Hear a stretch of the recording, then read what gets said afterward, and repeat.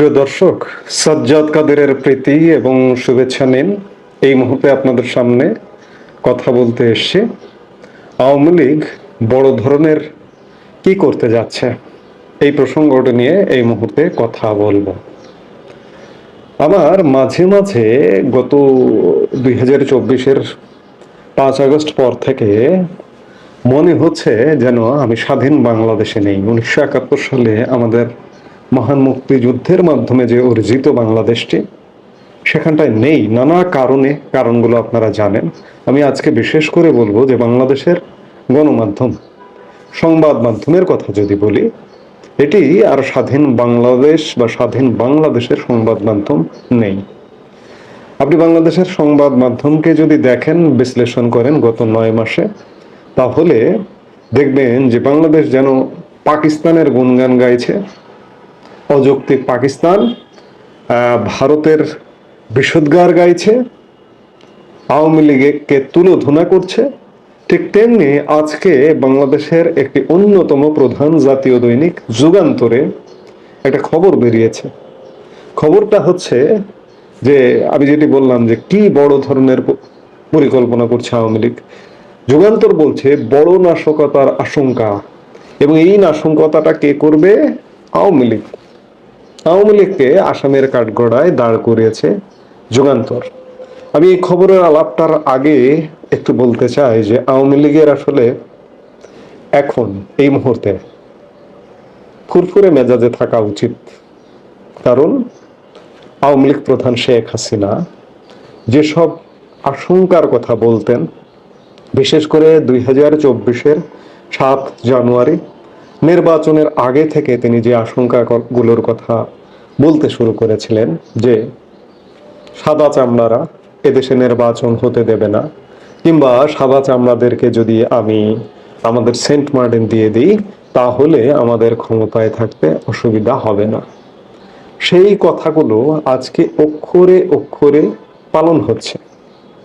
বাংলাদেশ ইতিমধ্যেই একটা বহুমাত্রিক সংকটের মধ্যে পড়ে গেছে, বিশেষ করে মায়ানমার ইস্যুতে, ভারত ইস্যুতে, ভারত পাকিস্তান ইস্যুতে, অর্থাৎ বাংলাদেশ চতুর্মুখী বা পঞ্চমুখী বিপদের মধ্যে পড়ে গেছে। এগুলো শেখ হাসিনা আগে থেকেই বলতেন।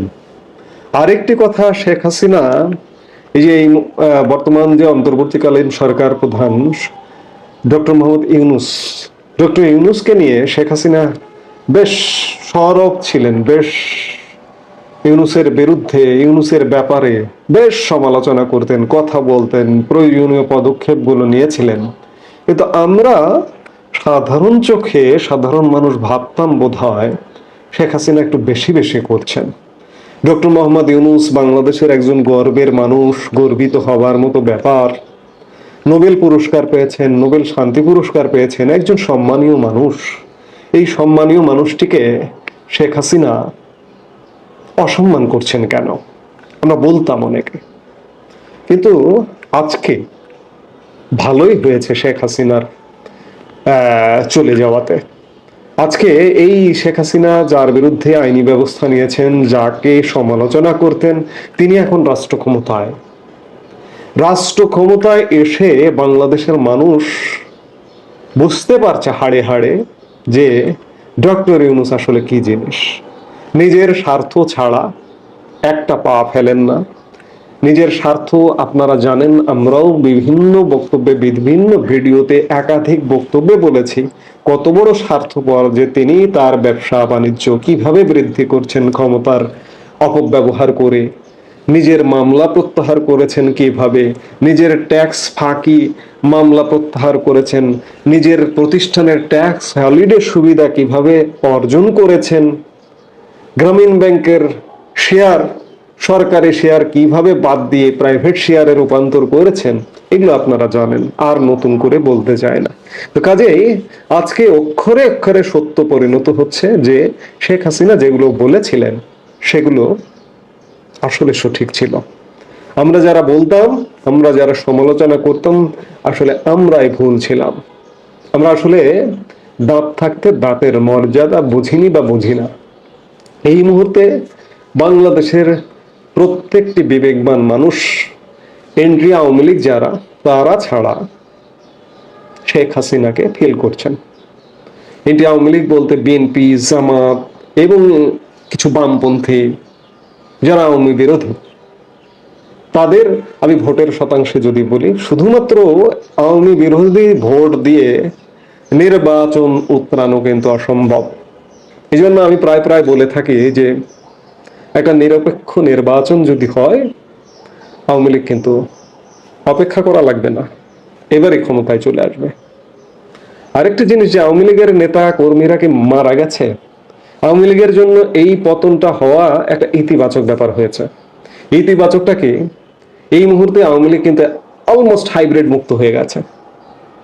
এই যে আওয়ামী লীগে যে সব হাইব্রিড ঢুকে পয়সা কড়ি কামাই করেছে, তারা কি আওয়ামী লীগের জন্য এখন একটা পয়সা খরচ করবে? কিংবা আওয়ামী লীগের জন্য কথা বলবে? আওয়ামী লীগের দুঃসময়ে পাশে থাকবে? থাকবে না। এখন যারা কথা বলেন, দলীয় কর্মকাণ্ড করেন, কিংবা আওয়ামী লীগ নিয়ে চিন্তা করেন, তারাই আসলে জেনুইন আওয়ামী লীগার, আওয়ামী সমর্থক। তারাই, তাদের দিয়েই কিন্তু এখন আওয়ামী লীগ চলছে। আরেকটি বিষয়, যে আওয়ামী লীগের 95% মানুষ কিন্তু এই বাংলাদেশেই আছেন। এই যে এত সংকট, এত সমস্যা, এত অত্যাচার, এত নির্যাতনের মধ্যেও কিন্তু 95% মানুষ আছেন। দেশ ত্যাগ করেছেন কত পার্সেন্ট? 5%ও হবে কিনা সে ব্যাপারে সন্দেহ। কেন্দ্রীয় নেতৃত্ব থেকে শুরু করে তৃণমূল উপজেলা পর্যায় পর্যন্ত, নেতৃত্ব পর্যন্ত 5%ও হবে না। সেই জায়গায় আওয়ামী লীগ আছে। এই যে আজকে বিএনপির যে রমরমা অবস্থা দেখছেন, বিএনপিকে দেখা যেত না আওয়ামী লীগ শাসন আমলের শেষ দিকেও সেই অর্থে। তারা কি এখন গিজ গিজ করছে না চারিদিকে? দেখছেন না? ঠিক তেমনি একটু সুদিন হলে, একটু আওয়ামী লীগের সহাবস্থানের পরিবেশটা তৈরি হলে দেখবেন আওয়ামী লীগের জয় জয়কার অবস্থা। আমি যেটি বলছিলাম, যেটি দিয়ে আলাপ শুরু করেছিলাম, যে আওয়ামী লীগের আসলে ফুরফুরে মেজাজে থাকতে হবে। এই জন্যই থাকতে হবে, ওই যে বললাম যে শেখ হাসিনা যেগুলো বলেছিলেন সেগুলো আজকে বাস্তবে রূপ লাভ করছে। এগুলোর দায় অন্ততপক্ষে শেখ হাসিনার নিতে হলো না। দেশ অন্য কেউ এসে দখল করবার একটা পায় তারা করছে, সেই দায় থেকে অন্ততপক্ষে শেখ হাসিনা তো মুক্ত। দুর্নীতি, দুঃশাসন এগুলো সব সময় থাকে। আজকে বিএনপি দাপিয়ে বেড়াচ্ছে, বিএনপির দুর্নীতি দুঃশাসন নেই, জামাতের নেই, সবার আছে। আমি এই সংবাদের বিষয়ে যেটি বলছি, যে বড় নাশকতার আশঙ্কা, আওয়ামী লীগকে নিয়ে নাশকতার আশঙ্কা করে একটি রিপোর্ট বেরিয়েছে। খবরে বলা হয়েছে আওয়ামী লীগের গডফাদাররা দেশের ভেতরে বাইরে বেশ সক্রিয়, চালাচ্ছেন নানা অপতৎপরতা। হোয়াটসঅ্যাপ গ্রুপ সহ বিভিন্ন মাধ্যমে নেতাকর্মীদের দিচ্ছেন বিভিন্ন দিক নির্দেশনা। শুধু তাই নয়, পার্শ্ববর্তী একটি দেশে বসে নিয়মিতভাবে গোপন বৈঠকও করছেন তারা। এমনকি ক্ষমতাচ্যুত প্রধানমন্ত্রী শেখ হাসিনা নিজেও নেতাকর্মীদের টেলিফোনে কথা বলছেন। উদ্দেশ্য দেশকে অস্থিতিশীল করে বর্তমান সরকারকে প্রশ্নবিদ্ধ করা। আমি এই জায়গাটাই বলতে চাই যে দেশকে বা বর্তমান সরকারকে প্রশ্নবিদ্ধ কে করেছে? আওয়ামী লীগ তো এখন একটা নিঃশ্বাস এখনো পর্যন্ত নিঃশ্বাস নিতে পারছে না সেই জায়গায়। আওয়ামী লীগ নাশকতার পরিকল্পনা করবে। বাংলাদেশের গণমাধ্যমের কথা, আমি বাংলাদেশের গণমাধ্যম পড়ি না, শুধু পড়ি যে এরা কি বলতে চাইছে। টিভি দেখি না, টিভি তো দেখি না, পত্রিকা হয়তো পড়ি, যে এরা কি বলতে চাইছে সেটি দেখবার জন্য। দেশকে অস্থিতিশীল করে ফেলেছে ডক্টর মোহাম্মদ ইউনূস নিজেই, তার সরকার নিজেই। দেশে কোনো রকমের স্থিতিশীলতা নেই। মব ক্রিয়েট কে করছে? আওয়ামী লীগ করছে। এই মব ক্রিয়েট হচ্ছে, জানমালের নিরাপত্তা নেই, মানুষ বুঝতে পারছে, যার কারণে দেশ ইতিমধ্যেই অস্থিতিশীল। আরো বলা হচ্ছে খবরে যে পাশাপাশি জাতীয় নির্বাচন অনুষ্ঠানের প্রয়োজনীয় প্রক্রিয়া স্বাভাবিক গতি ব্যাহত করা। আওয়ামী লীগকে বাদ দিয়ে জাতীয় নির্বাচন করবেন, আর সেই নির্বাচন গ্রহণযোগ্য হবে, দেশ স্থিতিশীল হয়ে যাবে, এটি যদি কেউ ভাবেন তাহলে সেটি অর্বাচনের ভাবনা ভাবা হচ্ছে। এক্ষেত্রে যে কোনো সময় বড় ধরনের নাশকতা ঘটিয়ে পরিস্থিতি ঘোলাটে করতে পারে এমন আশঙ্কা সংশ্লিষ্টদের বলে উল্লেখ করা হয়েছে খবরে। তাদের আরো অভিমত, নাশকতার কাজে ব্যবহার করা হতে পারে আওয়ামী নেতাকর্মীদের হাতে থাকা 5,500 অস্ত্র। দেখুন, এই পত্রিকাটি সংবাদ দিচ্ছে আওয়ামী লীগ আমলে প্রায় 19,500 মতো বৈধ অস্ত্র লাইসেন্স দেওয়া হয়েছিল। এর মধ্যে এই সরকার এসে বৈধ অস্ত্র জমা নেওয়ার একটা সময়সীমা দিয়েছিল, কিন্তু এর মধ্যে 14,000-এর মতো অস্ত্র জমা পড়েছে, 5,000 অস্ত্র এখনো পর্যন্ত জমা পড়েনি। এই পত্রিকার রিপোর্ট বলছে যে এই 5,000 অস্ত্র দিয়ে দেশে নাশকতা তৈরি করা হবে।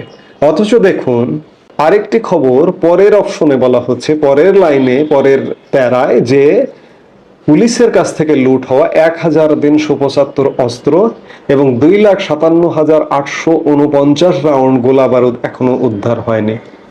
এদিকে ভুরুক্ষেপ নেই, পুলিশের অস্ত্র লুট হয়ে প্রায় 1,500-এর মতো অস্ত্র এখন বাইরে রয়েছে, সেটি দিয়ে নাশকতা হবে না। এই পুলিশের অস্ত্র লুট হওয়া অস্ত্রগুলো কোথায়, কার কাছে, কে লুট করেছে? থানা লুট কে করেছে 5 অগাস্ট সময়কালে? আওয়ামী লীগ লুট করেছে? জামাত, শিবির, বৈষম্য বিরোধীরা লুট করেছে, অস্ত্রগুলো তাদের হাতে। নাশকতা কে করছে? এখনো পর্যন্ত দেশে, সারা দেশে মব ক্রিয়েট কারা করছে? তারাই করছে। কিন্তু আওয়ামী লীগের উপর চমৎকার ভাবে দায় চাপিয়ে দেওয়া হচ্ছে। এবং খবরে বলা হচ্ছে যে এই যে লুট হওয়া অস্ত্রগুলা বেশিরভাগই নিষিদ্ধ ছাত্রলীগ ও যুবলীগ ক্যাডারদের হাতে, আইন শৃঙ্খলা বাহিনী সংশ্লিষ্টরা এমনটি মনে করছেন বলে সংবাদে বলা হয়েছে। কি চমৎকার খবর, আপনারা দেখুন আর শুনুন, যে অস্ত্রগুলা লুট হয়ে নাকি ছাত্রলীগ এবং যুবলীগ ক্যাডারদের হাতে চলে গেছে। এ বিষয়ে জানতে চাইলে পুলিশের মহাপরিদর্শক বাহারুল আলম বলেছেন যে আওয়ামী লীগের পালাতক গডফাদাররা অনেকদিন ধরেই দেশে নাশকতা সৃষ্টির অপচেষ্টা চালাচ্ছিলেন, তাদের অপতৎপরতা থেমে নেই। পুলিশের আইজিপি এখন কে? তিনি প্রায় 8-10 বছর আগে অবসরে গেছেন। অবসর থেকে তাকে টেনে নিয়ে এসে বসানো হয়েছে, যার কারণে এই সরকারের, তিনি হতে পারেন আওয়ামী বিরোধী, হতে পারেন বিএনপি, হতে পারেন জামাত বা যেটি হোক না কেন, তিনি আওয়ামী লীগের বিরুদ্ধে কথা বলবেন, এটি স্বাভাবিক। আইজিপি আরো বলছেন অব্যাহতভাবেই তারা দেশের পরিস্থিতি অস্থির করার ষড়যন্ত্রে লিপ্ত। গোপন বৈঠকের পাশাপাশি তারা অনলাইনে বেশি তৎপর। দেশের বাইরে থেকে পালাতক নেতারা নির্দেশ দিচ্ছেন অনলাইনে তাদের বিরুদ্ধে সাইবার আইনে ব্যবস্থা নেওয়া হবে, কিন্তু এই মুহূর্তে সাইবার সিকিউরিটি অ্যাক্টের প্রয়োগ খুব একটা হচ্ছে না। আগামী দিনগুলোতে এই অ্যাক্টকে অধিকতর কার্যকর করার প্রক্রিয়া চলছে বলে মিস্টার আলম বলেন। চমৎকার! সবকিছু, দেশে যত কিছু অস্থিতিশীল পরিবেশ ঘটছে সব আওয়ামী লীগ করছে। কিন্তু ভাই, দেশের মানুষ তো দেখছে এন্ট্রি আওয়ামী লীগ কতটুকু, কত পার্সেন্ট। ধরুন আওয়ামী লীগের ভোট আছে ফিক্সড ভোট এবং আওয়ামী লীগ সমর্থন 40%, এর সাথে আরো 20% বিবেকবান মানুষ বাংলাদেশ